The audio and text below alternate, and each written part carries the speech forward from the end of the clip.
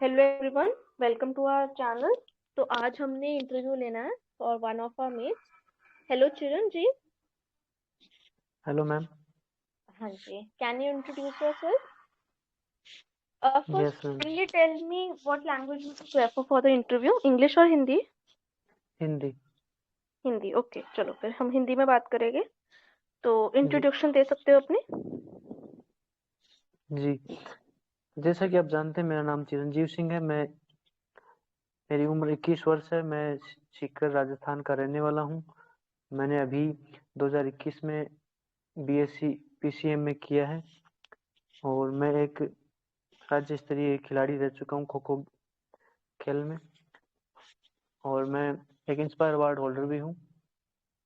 मेरे पिताजी एक किसान है और माताजी एक गृहिणी है। मैं अभी बैंकिंग की तैयारी कर रहा हूँ। बस, ओके। that's it। ओके, तो आपने सब्जेक्ट क्या किए हैं ग्रेजुएशन में? फिजिक्स, केमिस्ट्री और मैथमेटिक्स। ओके, क्या डिग्री का आपका नाम, क्या डिग्री का आप नाम बताइए ना। Bachelor of science BSc in PCM. BSc, okay. बताओगे कोई आपका फेवरेट सब्जेक्ट था उसके अंदर? Yes, physics. ओके, तो उसमें आपने एक आर्किमिडीज प्रिंसिपल पढ़ा होगा, किया है आपने? यस, पढ़ा तो है, लेकिन अभी रिकॉल नहीं कर पा रहा मैं। ओके, कोई बात नहीं। चलिए फिर कुछ बैंकिंग रिलेटेड बात करें। हाँ। चलिए, अच्छा आप मुझे बता सकते हैं एनपीए कितनी देर बाद डिक्लेयर किया जाता है? 90 डेज के बाद। ओके, एंड अगर फिर और उसको एनपीए रहे भी उसको और टाइम हो गया है, उसके बाद उसको क्या कहेंगे? 90 डेज के अंदर वो स्टैंडर्ड एसेट होता है और 90 डेज के बाद में nine after 90 days up to 1 year वो सब स्टैंडर्ड एसेट रहता है। ओके, चलिए फिर मान लेते हैं कि अगर कोई मतलब बहुत ज्यादा देर एनपीए में रह रहा है, या कोई बैंक है वो बहुत अच्छा परफॉर्म नहीं कर पा रहा है, तो हम कुछ बेसल अच्छा। नॉर्म्स वगैरह होते हैं, है ना? तो आप बेसल नॉर्म्स बता सकते हैं वो क्या चीज है? बेसल नॉर्म्स होते हैं वो इंटरनेशनल बैंकिंग सेक्टर को रेगुलेट करने के लिए कुछ रूल्स एंड रेगुलेशन होते हैं, जिसको बेसल कमेटी होती है, वो इसको करती है जारी। कि कितने तरह के बेसल है टोटल? अभी तक अभी तक 3 तरह के बेजल फर्स्ट, सेकंड और थर्ड आए हैं। जो इंडिया में अभी तक थर्ड रेगुले वो लागू नहीं किया है। इसको 1 जनवरी 2023 को इम्प्लीमेंट किया जाएगा। 1 जन, are you sure? Yes. Okay, ठीक है। अब मुझे बताइए सीआरआर क्या होता है? सीआर होता है सीआरएआर। क्या? सीआरआर। सीआर, हाँ, ये होता है cash reserve ratio.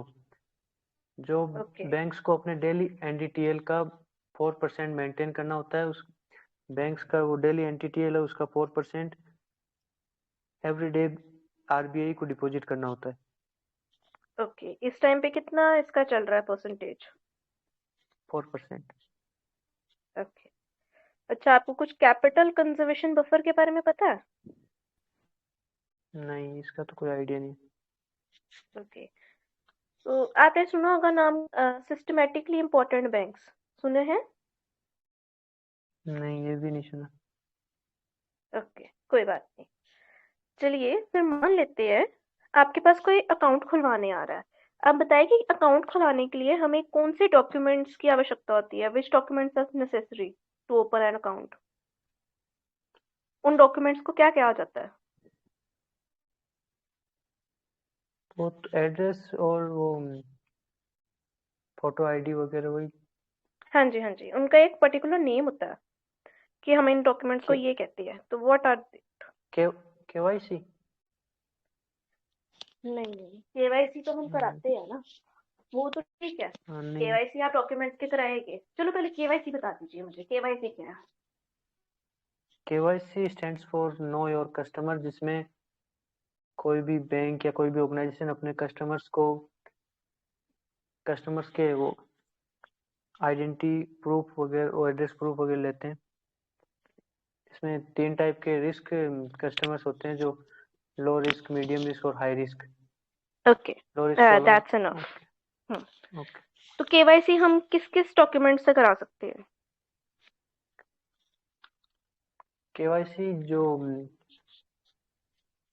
Identity proof हो, जो भी वोटर आईडी, पैन कार्ड, वो आधार कार्ड और कुछ एड्रेस प्रूफ हो वो, उससे। ठीक है। तो मैं आपसे पूछ रही थी, चलिए बैक वापस उसी क्वेश्चन पे आते हैं। जैसे अभी आपने डॉक्यूमेंट्स के नाम लिए कि ये डॉक्यूमेंट्स होते हैं, ये सब होता है, तो उन जी डॉक्यूमेंट्स से ही तो हम करा सकते हैं। तो उन डॉक्यूमेंट्स का ही मैंने हाँ। आपसे नाम पूछा था, उनको कहते हैं ऑफिशियली वैलिड डॉक्यूमेंट्स। ठीक है, अच्छा। जो आपने ये सब नाम लिए डॉक्यूमेंट्स के, आधार कार्ड हो गया, ड्राइविंग लाइसेंस हो गया, पासपोर्ट, तो वोटर आईडी कार्ड, इन सबको कहा जाता है ऑफिशियली वैलिड डॉक्यूमेंट। ठीक है। हाँ ठीक। Diksha ma'am, would you like to ask some? I will ask later. Okay. Okay, Chiranjeev, tell me, what will RBI do to control the inflation?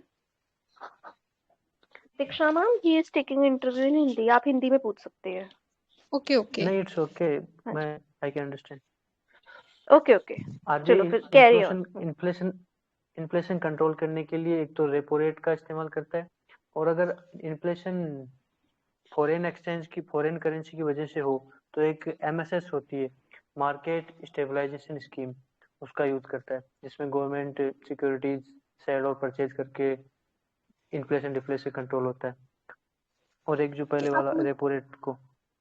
Okay okay, आप ये बताओ कि वो CRR और SLR का यूज कैसे करेगा अगर इन्फ्लेशन कंट्रोल करनी है तो? CRR का यूज तो हाँ, CRR होता है ना, कैश रिजर्व रेशियो, तो उसको हाँ, इंक्रीज करेगा या डिक्रीज करेगा इन्फ्लेशन को कंट्रोल करने के लिए?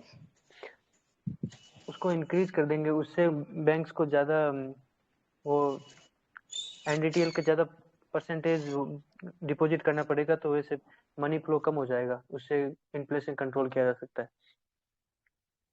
ओके, तो SLR को क्या करेगा वो? SLR को भी बढ़ाएंगे। I am not sure about it. Okay, so what is the difference between NEFT and RTGS? NEFT तो होता है नेशनल इकोनॉमिक फंड ट्रांसफर, इसमें मिनिमम लिमिट मैक्सिमम लिमिट नहीं होती। RTGS में होता है real time exchange, sorry, real time gross settlement, इसमें मिनिमम लिमिट 2 लाख होती है और मैक्सिमम लिमिट नहीं होती। NEFT में 24 आवर्स में 48 बेसिस में फंड ट्रांसफर होता है, और RTGS में 24/7 वर्किंग होता है, उसमें ऐसे कोई बैच नहीं होते, और RTGS फास्टेस्ट मैकेनिज्म है, और ओके NEFT में कई बार डिले हो सकता है। ओके, तो जब हमारे पास NEFT और RTGS ऑलरेडी हैं थे, तो जी IMPS की क्या नीड पड़ी हमें? RBI ने क्यों इंट्रोड्यूस किया था IMPS? जी, ये इमीडिएट, इसका कुछ पता नहीं, इमीडिएट पेमेंट सिस्टम होता है, लेकिन इसका मुझे आइडिया नहीं है क्यों नहीं किया और क्यों किया है ओके, इसमें। It's okay. Can you tell me about UPI?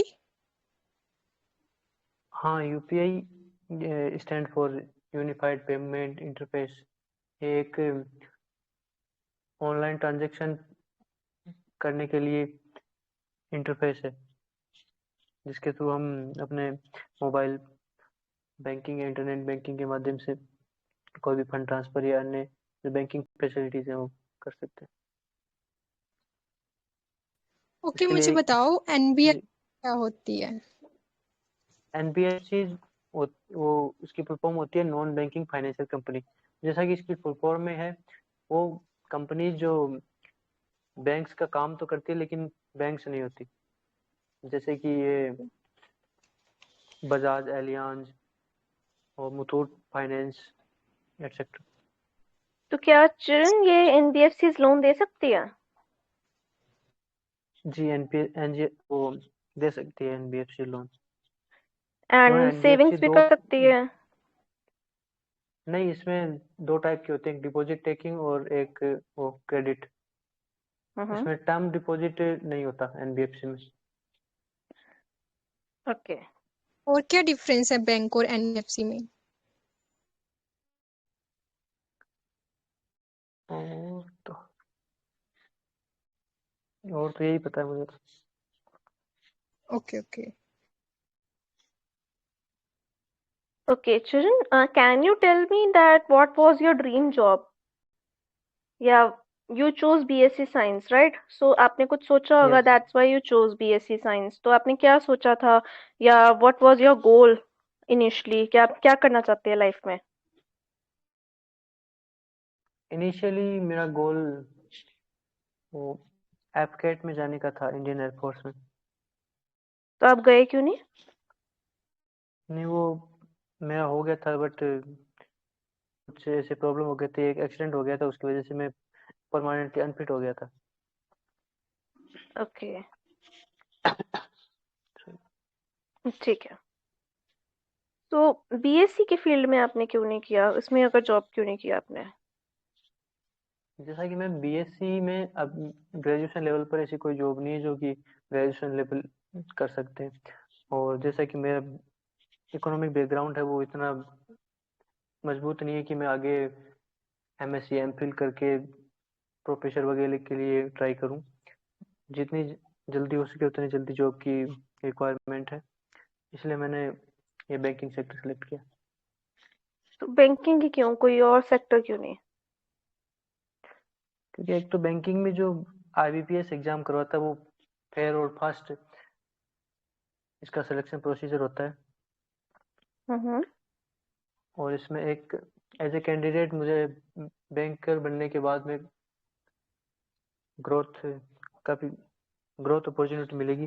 जैसे कि अभी कुछ बैंक्स हैं, उनके सीईओ या एमडीज हैं जो पहले कभी बैंक पीओज थे, आज वो बहुत अच्छी पोजीशन पर हैं, ओके, समथिंग लाइक दैट। चलिए। ओके, सो लेट्स से, अच्छा आप पहले मुझे ये बताइए, आपने एसबीआई का भी एग्जाम दिया था, एसबीआई पीओ का?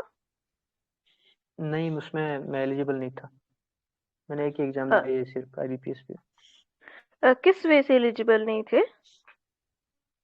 एज मेरी उस टाइम 20 एज थी और उसमें 21 रिक्वायर्ड होती है। ओके, ठीक है। अच्छा, तो आप बताइए, अगर लेट्स सपोज आपको, अभी हम आईबीपीएस में आपको कोई ऐसा बैंक मिल गया जो आपकी लीस्ट रिक्वायरमेंट में था, आपने लिस्ट बनाई होगी, अच्छा पहली लिस्ट में कौन है आपके बैंक में, आप लिस्ट बताओगे? जी, प्रायोरिटी में फर्स्ट आपने कौन सा प्रेफरेंस बैंक में रखा था? Punjab national bank. लास्ट में कौन सा है? लास्ट में आई कांट रिमेम्बर। चलिए, लेट्स से कि आपका लास्ट का कौन सा भी बैंक है, लेट्स से हम आपको वहां प्लेस कर देती है। सो मतलब जी, क्या करोगे आप फिर, मतलब आपकी तो प्रेफरेंस में भी नहीं था, and let's suppose in future आपको इससे अच्छी बेटर जॉब मिलती है, लेट्स से आपका एसबीआई क्लियर हो जाता है, अब तो एलिजिबल हो जाओगे आप एसबीआई के लिए, लेट्स से आपका वही क्लियर हो जाता है, then what will you do? वो जॉब छोड़ दोगे कि कैसे करोगे? अभी तो मैम मेरे पास अभी जो यही आईबीपीएस की वैकेंसीज है, तो इसी में जिस भी बैंक में होगा मैं उसी के साथ फुल डेडिकेशन और ऑनेस्टी के साथ काम करूंगा। अभी आगे का कुछ कंफर्म नहीं है, और वैसे भी अभी बहुत ज़्यादा कंपटीशन है, इसमें कोई कंफर्म नहीं होता कि आगे कौन सी जॉब मिलेगी। तो अभी जो मेरे सामने है मैं उसके लिए कैपेबल और क्वालिफाइड हूँ, उसके लिए ट्राई कर रहा हूँ। ओके, तो आपने अपनी प्रेफरेंस लिस्ट जो बनाई है, आपने किस बेसिस पे जी बनाई है? मतलब क्या आपका क्राइटेरिया था प्रेफरेंस लिस्ट बनाने का? कुछ सोच के बनाई होगी ना? जी, पंजाब नेशनल बैंक मैंने प्रेफरेंस इसलिए दी थी क्योंकि एक तो ये सबसे बड़ा नेशनलाइज्ड बैंक है, और second largest public sector bank है, तो इसमें ग्रोथ अपॉर्चुनिटी और कैरियर ग्रोथ अपॉर्चुनिटी ज़्यादा होंगी। हम्म। और एक और था क्या, एक जो ये 125 से मतलब 1 डिकेड से ज्यादा पुराना बैंक है, तो काफी रेस्पेक्टफुल ऑर्गेनाइजेशन है, ओके, ठीक है। इसलिए। आपको कंप्यूटर की भी नॉलेज है? जी, बेसिक नॉलेज। ओके, मतलब क्या बेसिक नॉलेज है, आप कुछ बता सकते हैं? Like have you done programming या फिर जस्ट बेसिक वर्ड वगैरह ही आता जस्ट है? जस्ट बेसिक ही है। Okay, how many keys are on the keyboard? कितनी कीज होती है कीबोर्ड पे? No idea. ओके, चलिए कोई बात नहीं। अच्छा, कुछ करंट अफेयर से पूछिए, आजकल क्या हो रहा है? आज का आपने न्यूज़पेपर पढ़ा? जी, आज का पढ़ा है मैंने। कौन सा न्यूज़पेपर फॉलो करते हैं आप? मैंने आज राजस्थान पत्रिका पढ़ा था। कौन सा, सॉरी? राजस्थान पत्रिका, हिंदी न्यूज़पेपर आता है ना राजस्थान राजस्थान के लिए, वो। पत्रिका। ओके ओके, ठीक है, राइट। अच्छा, आज की कोई 3 न्यूज़ बता सकते हैं हेडलाइंस की? जी, एक तो सबसे बड़ी न्यूज़ थी जो कल ही राजस्थान का बजट आया था, उसके बारे में। Okay, give me some details, what was in that news? इसमें एक तो थी कि पहली बार राजस्थान के इतिहास में पहली बार कृषि बजट अलग से पेश किया गया था। ओके, और एक था जो चिरंजीवी स्वास्थ्य योजना है, उस उसके अंतर्गत जो 5 लाख का बीमा होता था वो अब 10 लाख का होगा। और जो चिरंजीवी परिवार जो हैं उनमें 1 करोड़ 33 लाख जो महिला मुखिया हैं उनको स्मार्टफोन और 3 साल के लिए फ्री इंटरनेट सर्विस प्रोवाइड की जाएगी। ओके चिरन, आपने इंटरनेशनल न्यूज़ पढ़ी है रिगार्डिंग रशिया यूक्रेन? उसमें रिसेंट क्या डेवलपमेंट हुई है? आज ही न्यूज़ आई है एक। हाँ, एक तो अभी जस्ट ही वो उन्होंने वो रशिया ने वॉर डिक्लेयर कर दिया। क्या? वॉर स्टार्ट कर दिया रशिया ने। वॉर स्टार्ट कर दिया, ओके। तो डू यू थिंक कि इस वॉर से या रशिया के इस स्टेप से वर्ल्ड वॉर 3 भी हो सकती है? Can it lead to world war 3? हाँ, अगर हो सकती है, अगर वो जो अदर कंट्रीज इसमें इन्वॉल्व हो जाए तो। ओके, तो whom do you think are pro Russia countries, जो रशिया का साथ देगी इस टर्म्स में? जैसे आपने देखा होगा रशिया ने 2 कंट्रीज भी निकाल दिए यूक्रेन में से। Which countries do ji, you think will be pro Russia and they will accept the 2 countries? एक तो obviously China will support to Russia and but China ने तो पाकिस्तान। जब लास्ट टाइम क्रीमिया भी बना था, China didn't supported Russia on that. Okay, China का बहुत देन न्यूट्रल सा आई स्टांस रहा था उस टाइम पे भी ना। Okay, I don't have an idea. Okay, अच्छा, do you know what is SWIFT ban? SWIFT? SWIFT ban, there are no recent talks कि idea. Let's put SWIFT ban on Russia, तभी मतलब हो सकता है रशिया थोड़ा सा कंट्रोल में आएगा। एंड अर्लियर ईरान पे भी स्विफ्ट बैन लगा था। तो you have any idea what is SWIFT ban? No, ये कुछ इंटरनेशनल लेवल पर होता है स्विफ्ट वगैरह, वो सोसाइटीज फॉर ऐसे कुछ होता है, मुझे कुछ रिकॉल नहीं हो ओके, रहा। It is regarding the currency exchange. जैसे हम कुछ परचेज करते हैं डॉलर वगैरह में, हमारी जो करेंसी एक्सचेंज होती है, हम अगर इंडियन रुपीज में पेमेंट कर रहे हैं तो वो चेंज हो जाती है। It's regarding that. चलो, I hope you will read जी, about it. Okay, okay. Then what are your hobbies? My one hobby is to play my favorite game Kho, and another one is to listen Rajasthani songs. Okay, what kind of songs you like to listen? But like the old songs, some type of folk songs. Okay, so children, in Kho, do you know what is the length and width of ground taken?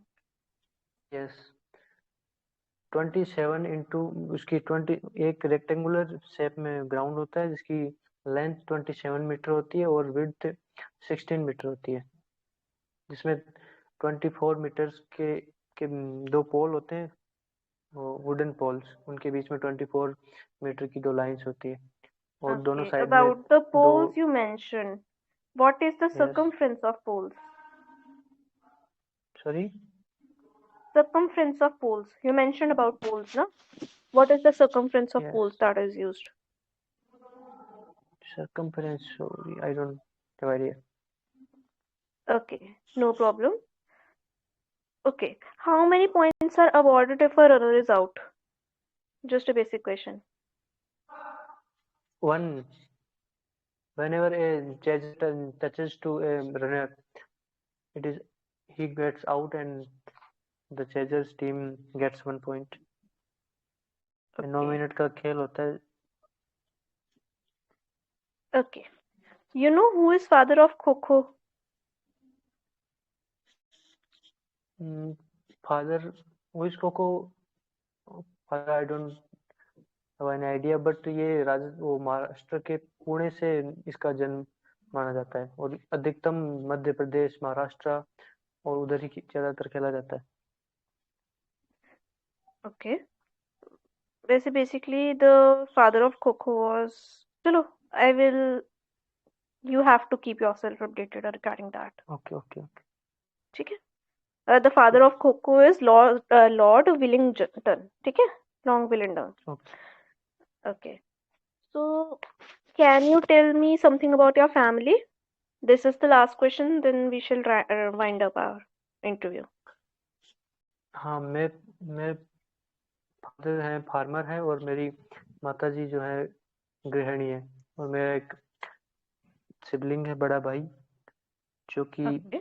BA final में है और army की preparation कर रहे हो. Okay. ठीक है. अच्छा, today's last question, Chiranjeev, for you. Okay. Yes. Bank को ज्यादा क्या बेनिफिशियल है, कासा अकाउंट और द व्हाट वी से FD term accounts? Deposit, term Kasa deposit account. Account और कासा. व्हाई? रीजन? क्योंकि करंट अकाउंट पर तो कोई वो उनको इंटरेस्ट देना नहीं होता और सेविंग अकाउंट पर होता है वो 2.7 से 3% के बीच में लाई करता है, लेकिन एफडी और आरडी में ज्यादा उनको रेट ऑफ इंटरेस्ट देना होता है. That's why. Okay. Okay, so you basically saying rate of interest पे डिपेंड करता है ये. जी. ओके, चलो, it was nice talking to you, Chiranjeev. So thank you. चलो, थैंक यू. Thank you. कुछ वो बताना चाहोगे आप? हाँ जी. फीडबैक. तो चिरंजीव, सबसे पहले तो बी कॉन्फिडेंट. सबसे पहली बात यही है कि आपको कॉन्फिडेंस ना आप में थोड़ा सा लैक कर रहा है. मतलब आप जो भी बोल रहे हो ना, आपको नॉलेज है, अगर आपको आता है तो फिर आप ऐसे डर डर के क्यों बोल रहे हो? Be confident in what you speak. जो नहीं आता वो छोड़ दो. ऐसा नहीं है कि आपको कुछ भी नहीं आता होगा. आपको काफी चीजें आती है, आपको नॉलेज है. आपको जो नहीं आता बस बोलो कि हाँ मुझे नहीं आता. वो जल्दी जल्दी दूसरे क्वेश्चन में मूव कर जाएंगे. बिकॉज यू सी, हमारे पास टाइम कम होता है इंटरव्यू के टाइम पे. सो हम किसी ऐसे क्वेश्चन पे स्टक नहीं होना चाहते जिस बारे में हमें कुछ पता ही नहीं है. सो अगर नहीं पता, जस्ट मूव फॉरवर्ड. बोल दो भी मेरे को नहीं पता, आइडिया नहीं है. एंड जितना क्वेश्चन का आंसर दे रहे हैं उतना दो. एंड एक चीज है, मैंने आपको बताई थी, जैसे आप कोई आंसर दे रहे हो, सबसे पहले तो ना, मतलब जैसे लेट से मैंने आपसे कासा अकाउंट ही पूछ लिया कि व्हाट इज कासा अकाउंट, आप सीधा आंसर देना शुरू कर रहे हो. Firstly you have to say ma'am CASA account is this this this, या sir CASA account is this this this. Ma'am या सर लगा दो थोड़ा सा, it looks to be more formal. क्योंकि अच्छा, आप देखो, जैसे मैं एग्जांपल भी देती हूँ कि ये क्यों जरूरी है. लेट्स से आप अगर बैंक में गए हो, ठीक है, आप किसी एम्प्लॉय से ही वहाँ के अकाउंट खुलवा रहे हो या आप उसके रिगार्डिंग कोई बातचीत कर रहे हो, ठीक है, वो आपको सीधा बता देंगे अच्छा ये है. वो ज्यादा पोलाइट लगेगा या बोलेंगे सर ये है. चलो, लेट्स से आपने बैलेंस पूछा. एक तरफ दीक्षा मैम है और एक तरफ मैं हूँ. आपने दीक्षा मैम से पूछा, दीक्षा मैम सेड कि okay your account balance is this. या मैं अगर आपको ऐसे बोलूंगी sir your account balance is this, क्या ज्यादा अच्छा लग रहा है सुनने में? You got my point? So आपको इंटरव्यूअर्स को भी यही दिखाना है कि you are very polite and you can handle the customers. अभी मैंने आपसे आपकी वो नहीं पूछी, स्ट्रेंथ्स वगैरह नहीं पूछी. I focus more on the banking awareness part, कि क्योंकि आईबीपीएस के इंटरव्यू में वो चीजें बहुत पूछी जाती है. ठीक है, तो ठीक। ये चीजें होएगी तो ठीक है, आपका banking awareness is not bad, आपको बैंकिंग अवेयरनेस का है।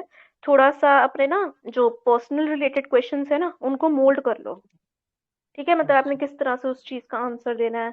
जैसे मैंने आपसे पूछा भी आपने बीएससी क्यों करी है वगैरह वगैरह, तो इन चीज आंसर्स हाँ। को थोड़ा सा मोल्ड करके एक प्रॉपर सेट कर लो। इसको कहीं लिख ही लो, जैसे किसी पेपर पे अच्छा। लिख लो, कुछ कर लो। तो एक आपको आइडिया मिल हाँ। जाएगा आपने किस तरह से बोलना है उसको। ओके। अच्छा। एंड जब आप जो मैंने बताया इंट्रोडक्शन था वो खत्म करो तो थैंक यू बोल दो वहां पे, इंट्रोडक्शन खत्म करके। हाँ जी, यू कैन स्पीक। इंट्रोडक्शन में कुछ ऐड करना है क्या वो उसमें? इंट्रोडक्शन में अपनी लास्ट लाइन क्या बोली थी? लास्ट लाइन ये बोली थी कि मैंने अभी बैंकिंग इसकी बैंकिंग एग्जाम्स की प्रिपरेशन कर रहा हूँ। ये बोलने की नीड ही नहीं है। देखो, अगर आप वहाँ बैंकिंग में बैठे हो, दे ऑलरेडी नो कि you are preparing for the bank, right. आपको ये इंक्लूड करने की नीड नहीं है। इंट्रोडक्शन में ऐसी चीजें बताओ जो उनको नहीं पता होगी, like include your hobbies, include your strength. ठीक है, ये दो चीजें को इंक्लूड करो। ठीक है, क्योंकि यू सी एसबीआई में तो उन्होंने फॉर्म फिल करा लिया था, they already know about your hobby. Hmm. तो एसबीआई में नहीं भी बोल रहे, ठीक है, वो वहां से पिकअप करके आपसे पूछ लेंगे, लेकिन यहाँ पर कोई ऐसा फॉर्म नहीं है आपके पास। तो आपको उन चीज पे अपनी इंट्रोडक्शन में ही इंफोसिस देना पड़ेगा। आपने इंट्रोडक्शन में कुछ बोला ही नहीं, इसलिए मुझे क्वेश्चंस मिले ही नहीं इंट्रोडक्शन में से कि आपके पर्सनल पे पूछ सकूं। समझ रहे हो मेरा पॉइंट? अच्छा। अच्छा, तो मतलब स्ट्रेंथ वीकनेस और हॉबीज वगैरह ऐड हाँ, करने हैं। वीकनेस नहीं, not weakness, only strength and hobbies. ठीक है, इंटरव्यू अच्छा। उसमें इंट्रोडक्शन में ऐड कर दो। And it may be possible कि वो ना पूछे इंट्रोडक्शन में, इंट्रोडक्शन ही ना पूछे, हो सकता है वो डायरेक्ट आपसे क्वेश्चन पूछ ले, हाँ जी चिरंजीव आपने किस में ग्रेजुएशन की है, या आपकी हॉबीज क्या है, हो सकता है डायरेक्ट ऐसे भी पूछ ले। So be prepared for everything. And एक चीज और, अगर वो आपसे बाई चांस बीच में कोई इंग्लिश में क्वेश्चन पूछ रहा है, आपको इंग्लिश में ही जवाब देना है। आपने एंडिंग में जवाब दिया मेरे को, that's all right, but hmm. Starting में आपसे दीक्षा मैम ने जब पूछा था इंग्लिश में, आपने उसका भी हिंदी में ही जवाब दिया था। सो आई फील कि तो उसका भी मैम, इंग्लिश में देना थोड़ा सा। नहीं अगर हिंदी में दे तो सही रहेगा, क्योंकि मुझे लगता है इंग्लिश में अगर अटक टक के दूंगा उससे अच्छा है हिंदी में अच्छा दूंगा। नहीं नहीं, दैट इज फाइन, आपने हिंदी ऑलरेडी चूज कर ली है। ठीक है, जब आप अपनी इंट्रोडक्शन दोगे, ठीक है, उनको वहीं से पता लग जाएगा आपने हिंदी चूज किया, अगर वो आपसे कोई फॉर्म फिल नहीं भी करवा रहे। बट द थिंग इज हाँ। कि अगर, क्योंकि पीयू में क्या है, PU can be pan India job. ठीक है, आपको कहीं भी प्लेस कर सकते हैं, हो सकता है आपको साउथ में प्लेस कर दे, चेन्नई में भेज दे, आपको हो सकता है वेस्ट में भेज दे, ईस्ट में भेज दे। So it's not upon you कि आपको कहाँ प्लेस करेंगे। तो उनको ये भी देखना है कि यार ये थोड़ा सा भी इंग्लिश बोल पाएगा या बिल्कुल ही मतलब डब्बा गुल्ला इंग्लिश में उसका। तो इसलिए वो चेक करने अच्छा। के लिए थोड़ा सा आपसे इंग्लिश पूछते हैं, इंग्लिश में पूछेंगे तो आपको उस चीज का आंसर इंग्लिश में देना है। बाकी ठीक है, आप इंटरव्यू अगर हिंदी में देना चाहो तो you can carry on in Hindi, that's not an issue. लेकिन अगर आपसे कोई इंग्लिश में पूछ रहा है, आपको उनको शो करना है कि हाँ मैम या हाँ sir, I am capable in English as well. तो आपको इंग्लिश में भी बोलना पड़ेगा थोड़ा सा। ओके। अच्छा ठीक। कब है आपका interview? 1 March. 1 March, okay. So you have time till then, आज तो थर्सडे या ट्यूसडे को आपका इंटरव्यू है।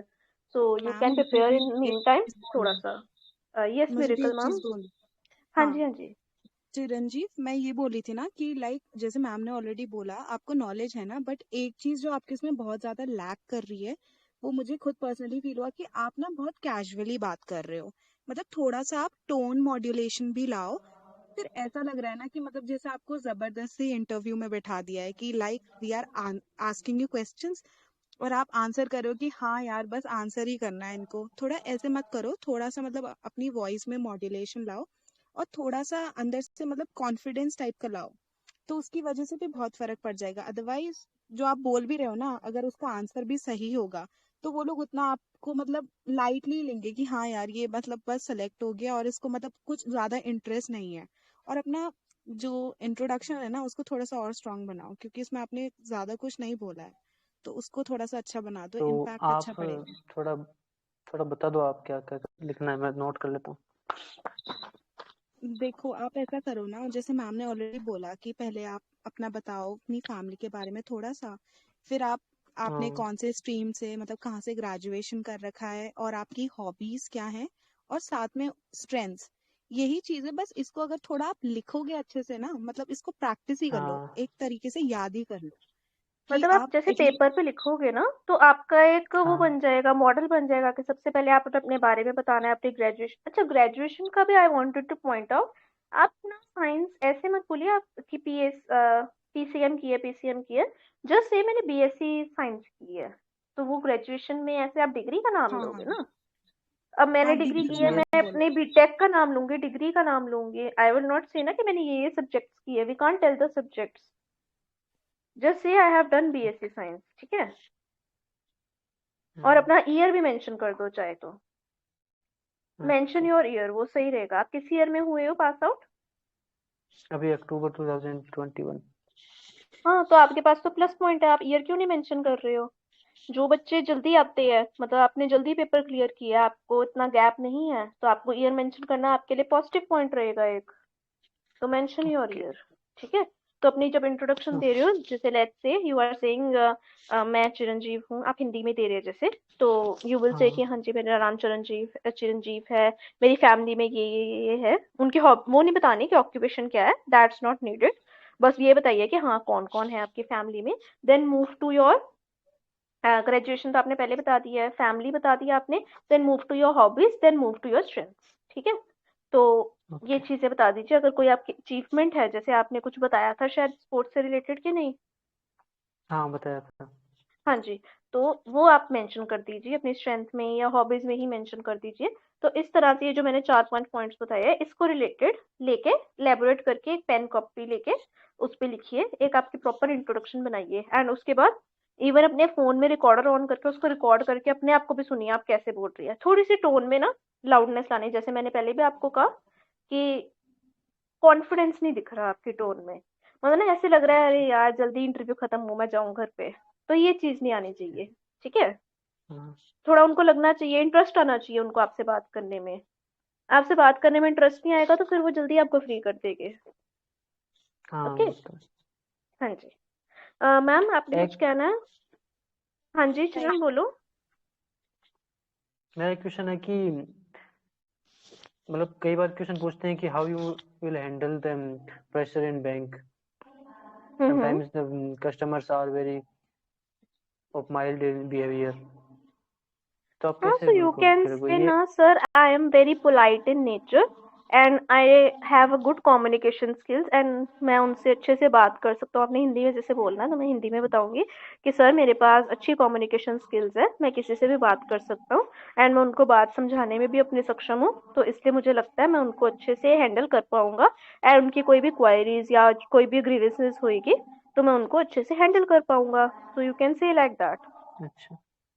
ठीक है। अगर हो सकता है वो सिचुएशन दे दे, जैसे लेट्स से कि उन्होंने कहा कि कोई कस्टमर आया आपके पास, ही इज सेइंग या शी इज सेइंग कि मेरे बैंक अकाउंट में पैसे ट्रांसफर नहीं हुए, लेकिन आपके आपके उसमें दिख रहा है कि ट्रांसफर हो गए, लेकिन उनके अकाउंट में नहीं हो रहे, पासबुक में अभी तक नहीं रिफ्लेक्ट हो रहे। तो आप उनको किस तरह से अच्छा। समझाओगे कि पैसे आ गए हैं या कुछ?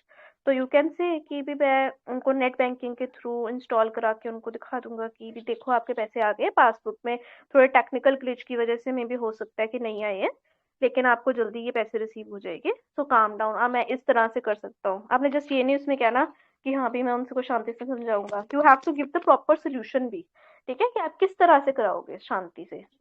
तो इस तरह से ओके। करा सकते हैं ना। अगर आपको शो हो रहे हैं दैट मीन्स वो एप्लीकेशन में शो होएंगे, जो भी बैंकिंग की एप्लीकेशन होएगी, ठीक है। तो इस तरह की चीजें कर लेना। सिचुएशन बेस्ड आई होप कि आप अच्छे से हैंडल कर लोगे, ओके। ठीक है। Any other query? No thank you. चलो, thanks a lot. Thank you.